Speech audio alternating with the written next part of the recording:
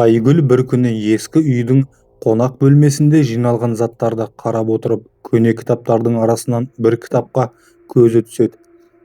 Кітаптың өзі де тозығы жеткен, қол тигізбегені байқалып тұр. Қағазы да ескірген, сықырлап ашылған парақтар арасынан бір хат табылды. Айгүл бұл хатты алған кезде оның бойында бір түрлі мазасыздық оянды. Бірақ бұл сезімге мән бермей конвертті ашты. Бұл хаттың жазуы өте ескі, ерекше каллиграфиямен жазылған екен. Қаламсаппен майда әріптерден құралған мәтін бірден көз тартты. Жазулардың өзі көне дәуірден қалған мұрадай көрінді. Бірақ хаттың ішкі мазмұны Айгүлді одан әрі таң қалдырды. Кімде-кім бұл хатты оқыса, оның тағдыры осыдан кейін өзгереді. Сенің болашағың менің қолымда, бірақ әрбір әрекетіңе абай бол. Себебі осы хатты әрбір сөз сенің алдыңда ашылатын шындықтың кілті іспетті. Айгүл бұл хаттың мазмұнын түсінбей бірнеше рет оқып шықты. Оның бойын қорқыныш биледі. Себебі хатта жазылған сөздер өте жұмбақ әрі ол кімнің атынан жазылғаны түсініксіз еді. Хаттың соңында қол қойылған бір ғана сөз бар: Азат. Келіншектің ойы сан-саққа кетті. Ол бұл есімді бұрын естімегендей болды. Бірақ оның ішінде бір таныс сезім оянды. Хаттағы сөздердің әсерінен алдағы күндері тыныштық таба алмады. Күн сайын ойға шомып, осы жұмбақты шешуге тырысты.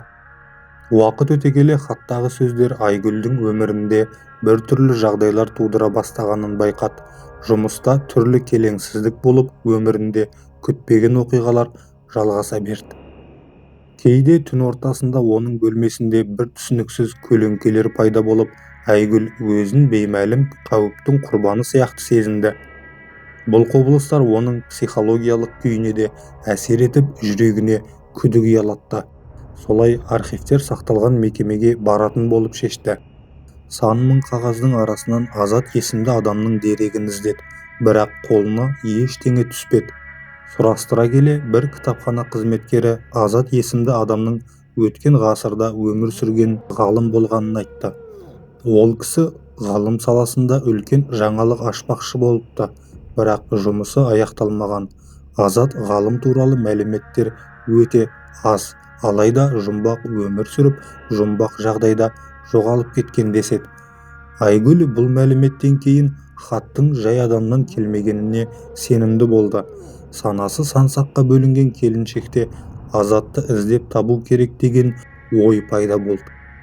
Әрі өзінің әр қадамына сақ болуға тырысты, себебі хаттағы жазулардың тылсым күшке ие екеніне күмәні қалмады. Күндердің күнінде Айгүл түсінде үлкен ескі қақпаны көрді. Қақпа түн қараңғылығында жарқырап шуақ шашып тұрған еді, ал артында белгісіз тылсым әлем жатты. Айгүл сол қақпаға жақындаған сәтте беймәлім дыбыстар естіліп, қақпа ақырын ашыла бастады. Оянған кезде бұл түстің кездейсоқ емес екенін түсінді.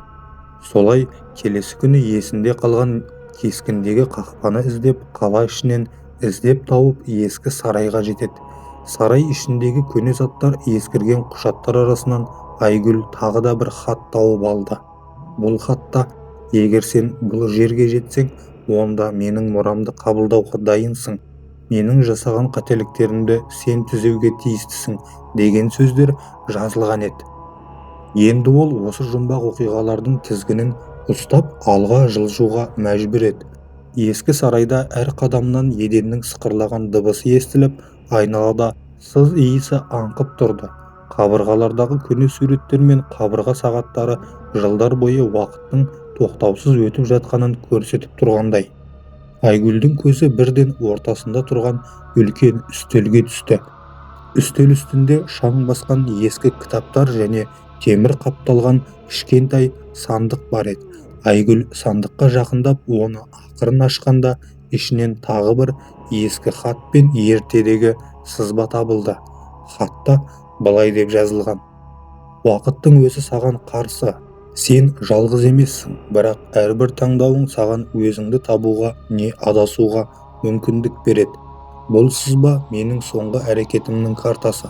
Бұл әлемнің құпияларын ашу саған жүктелген міндет. Сәттілік серігің болсын, бірақ абай бол, себебі әрбір жол белгісіз әрі қауіпті. Айгүлдің бойын тағы да қорқыныш пен белгісіздік биледі, бірақ бір жағынан таңғажайып қызығушылық оны алға жетеледі. Сызбаға қарап, ескі сарайдың астында жерасты өткелінің бар екенін аңғарды. Онда Айгүлге өткен ғасырлардағы ғалымдар мен зерттеушілердің қолжазбаларын еске салды. Бір сәт ойға шомып, бұл ғалымның Азаттың өзінің артынан қалдырған құпияның соңғы ізі екенін түсінді. Жерасты өткелі тым қараңғы және терең көрінді. Қолына ескі майшамды алып, қорқа соқтап жерасты жолына түсті. Жүрегі шымырлап, әрбір қадамын сақтықпен басты. Өткелдің қабырғалары көне таңбалармен өрнектелген. Олардың мәні түсініксіз болды. Біраз уақыт өткен соң ол кең бөлмеге жетті.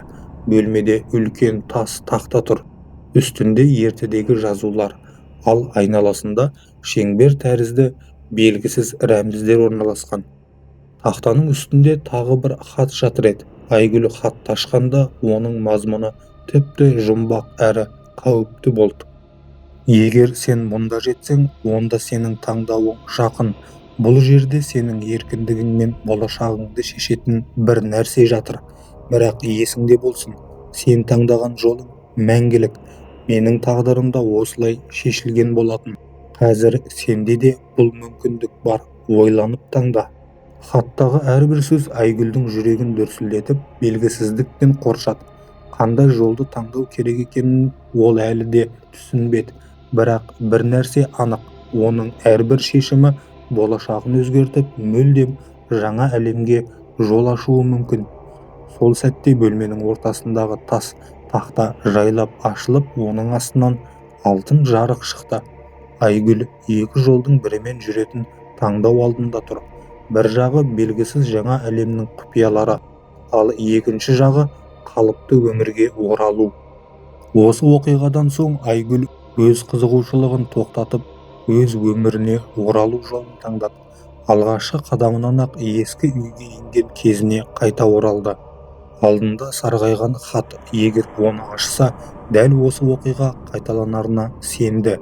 Егер басқа жолмен жүрген болса, әлгі Азаттың жолын кешерін білді. Өңі мен түсін айыра алмаған Айгүл біразға дейін өзін психикалық ауруы бар адамдай сезінді. Бұл мистиканы біреуге айтса, өзін психикалық ауруы бар адамдардың қатарына қосатынын біліп, үнсіз қалды. Ал оның үнсіздігі тұйықталуға әкеліп, жылдар бойы өз әлемімен өмір сүруіне мүмкіндік бермеді. Әңгіменің соңы. Әңгіме ұнаған болса, каналыма тіркеліп, лайк басып, комментарий қалдыра кетіңіздер. Бастарыңыздан өткен қорқынышты оқиғалар болса, комментарийға жазыңыздар. Келесі шығарылымдарда жариялайтын боламын.